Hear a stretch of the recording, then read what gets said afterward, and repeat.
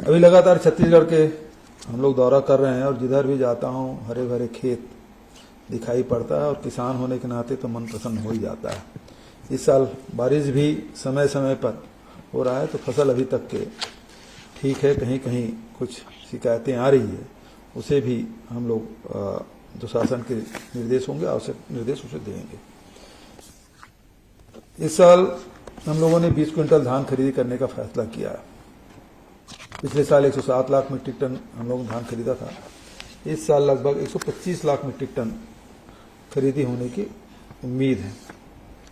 लेकिन ये जो रिकॉर्ड है पिछले 5 साल में सर्वाधिक होगा और हर साल नया रिकॉर्ड हम लोग बनाते जा रहे हैं। सरकार बनी तो उस समय 80 लाख, फिर 82 लाख, फिर 92 लाख, फिर उसके बाद 107 लाख, अब 125 लाख के आसपास।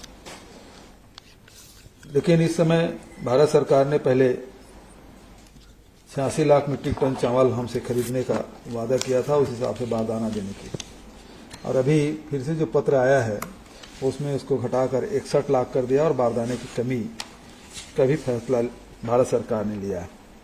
और इसी को ध्यान में रखते हुए अभी पिछले दिनों मैंने प्रधानमंत्री जी से भारत सरकार से पत्र लिखा है कि जो हमारा चावल खरीदने का जो कोटा है उसे यथावत रखा जाए। आज गोधन न्याय योजना की किस्त और जारी किया गया, जिसमें आज के कार्यक्रम में सर्वाधिक राशि 23 करोड़ 93 लाख रुपए का अंतरण किया जा रहा है।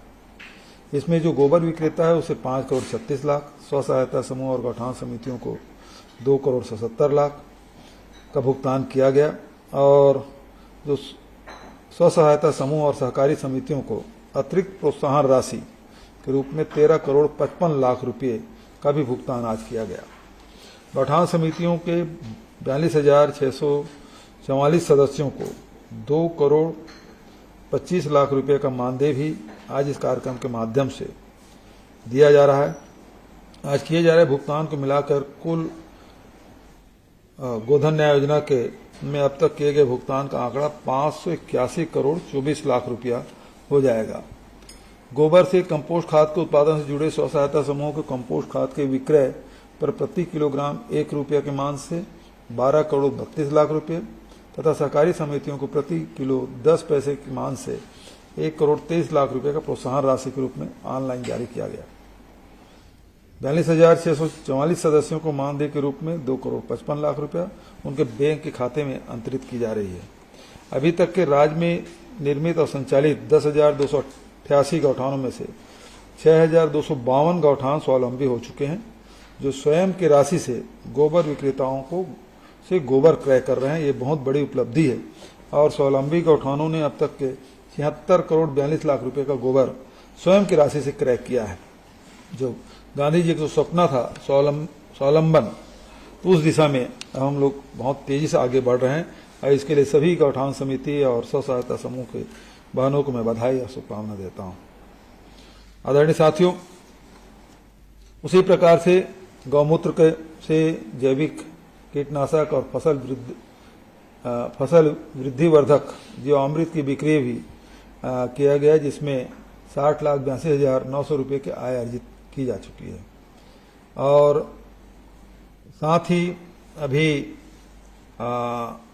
जो गोबर से प्राकृतिक पेंट बना रहे हैं डिस्टेम्पर और पुट्टी से भी 5 करोड़ 76 लाख 91,000 रुपये की आय हुआ है। इसके लिए भी सभी 52 यूनिट में से 50 यूनिट प्रारंभ किए जा चुके हैं, उसको भी मैं बधाई और शुभकामना देता हूं।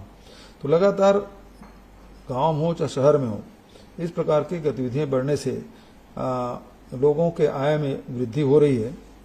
और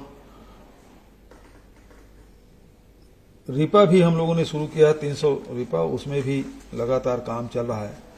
तो कुल मिला के चाहे गौठान हो चाहे रिपा हो, इसके माध्यम से हम लोग रोजगार देने का जो प्रयास किया गया वो उसमें आशातीत सफलता मिली है और सभी लोग इन सब कार्यक्रम को हाथों हाथ ले रहे हैं। जिस प्रकार से अभी आयाज तमोली जी ने जो अपने प्रतिवेदन में बताया कि अब वर्मी कंपोस्ट की बिक्री में आशातीत सफलता मिली है और पिछले वर्ष की तुलना में लगभग 4 लाख क्विंटल अधिक फिक्री हुई है। तो स्वीकार्यता अब धीरे धीरे बढ़ती जा रही है और हम जैविक खेती की ओर भी लगातार एक मजबूत कदम हम लोगों ने उठाया है।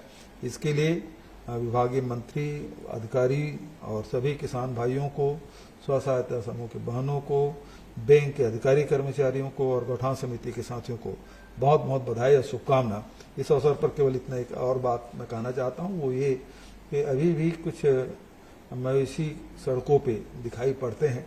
हालांकि आपने कालर और टैग वगैरह लगाया है, उससे करीब 90,000 पशुओं में इस प्रकार के व्यवस्था आपने की है, लेकिन फिर भी इसको और तेजी से करके, हालांकि 1.5 महीने में ये उपलब्धि आपने हासिल की, लेकिन और भी इसे तेजी से करने का आवश्यकता है ताकि जो पशुधन है वो सड़कों पे घूमते हुए दिखाई न पड़े।